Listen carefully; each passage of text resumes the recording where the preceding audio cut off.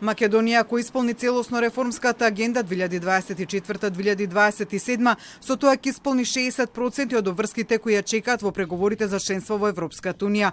Ова е една од пораките испратени од дебатата за предизвиците и придобивките од планот за раст на Западниот Балкан, кој треба да ја донесе Македонија преку спроведени реформи поблиску до Европската унија. За тоа докаде земја во исполнувањето на реформската агенда од планот за раст, министерот за европски прашања информираше дека сите чекори кои биле со рок за спроведување до декември се испратени во Европската комисија, која има рок од 90 дена да утврди дали тие се успешно имплементирани. За јунскиот рок се уште нема јасна слика каде би се доцнело.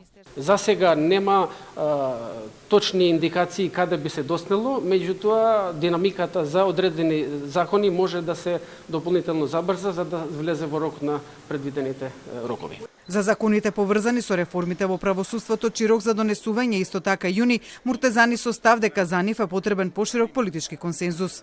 Поголемо време за да се усогласат. Тоа не значи дека се доцни заради недоволна координација, туку тие процеси по природа апсорбираат повеќе време.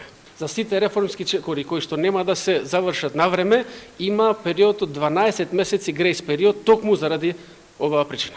Според експертите, најмногу предизвици при спроведувањето ќе има во делот на областите како независност на судството, изборни реформи, конфискација на имот, борба против организираниот криминал. Најмногу пари од Европската унија ќе добие пак за спроведени реформи поврзани со приватниот сектор и деловното опкружување, но и за реформите за компаниите кои се во државна сопственост, за што се предвидени 51 милион евра.